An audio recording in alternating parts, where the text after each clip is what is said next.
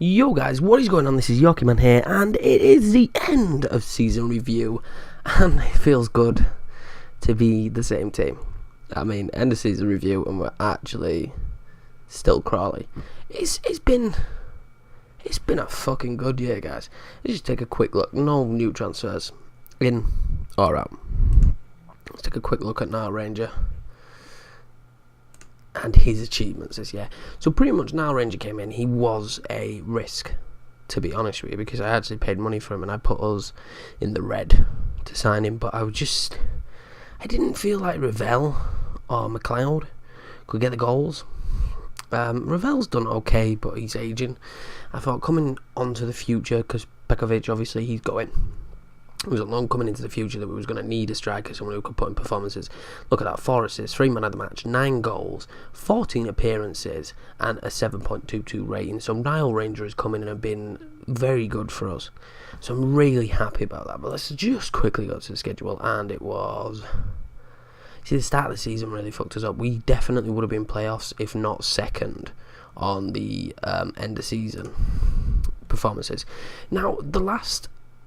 the run through to the end of the year, now I could have updated before this, but I decided, why not just run through all the way to the end? Let's get through it. It's the road to the Hall of Fame, so we're trying to get to the Hall of Fame here, so let's just run through it.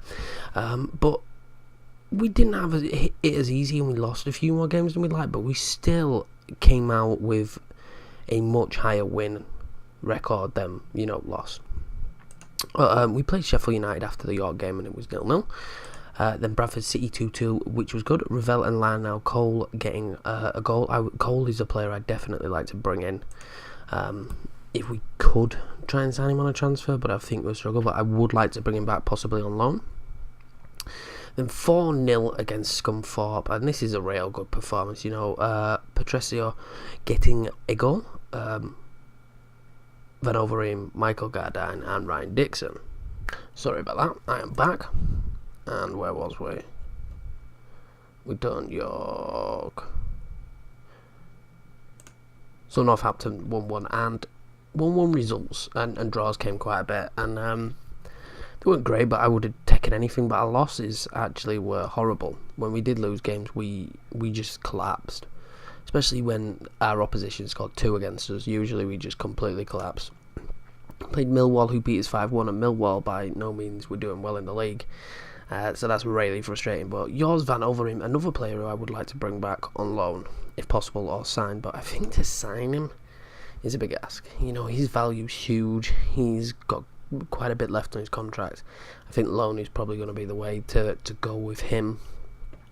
And then Port Vale, we won 2-0. Port Vale, a struggling team. Nile Ranger and Sam Margry, who, unfortunately, Sam Margry has come up to me and he's pretty much said, I want to go. Burnley are interested in me and I want to go, and I couldn't convince him to stay. I couldn't offer him more money. He didn't want to stay, so it looks like we are going to lose him, but I'm not going to lose him unless there's big money. 4-1 lost to Fleetwood. Now Rangers scoring for us, but that was frustrating. 1-0 loss to MK Dons. Joey Barton there scoring for MK Dons, which fucking Joey Barton, man. Then Rochdale 4-2. This was nuts, this game. I mean, to be fair, both of their goals were pretty late on. But Michael Gardine, who's had a brilliant season, signed him up for another 2 years. He's getting on, but he's done such a good job, and he's brilliant in this at this level. Jake Sinclair and Nile Ranger scoring. Drew 1-1-2, Doncaster, Nile Ranger scoring right at the end of the game. Preston was 3-2, Nile Ranger with a double, and Michael Gardine again. Ishmael Miller and Kyle Kopp scoring for them. Lost to Swindon 3-2, which was a little bit of a letdown, but we can't win every single game. At the end of the day, we're still Crawley. Elliot Lee with a double, Fabian Brandy or Brady. He played for United, didn't he? He did. I'm sure he did. Wow, he's getting on now. He was supposed to be, he was expected to be something pretty decent. And when he was younger at Man U, I remember him. He was always someone I picked up. Where were we? Swindon. So we beat Leyton Orient, who was top of the league at the time. Hector Bellerin scoring for them late on, but Alex Ravel and Marvin Elliott. Marvin Elliott had a fantastic season, so we've re-signed him as well. Beat Coventry 3-2. Michel Petrasio, who I will speak about in a little bit, but we are trying to get this guy back in next year. Michael Gardine again, and Guan Edwards, who had a good year as well. Colchester, we beat them 2-1 even after having Sebastian Farr sent off. Now Ranger and Michael Gardine again.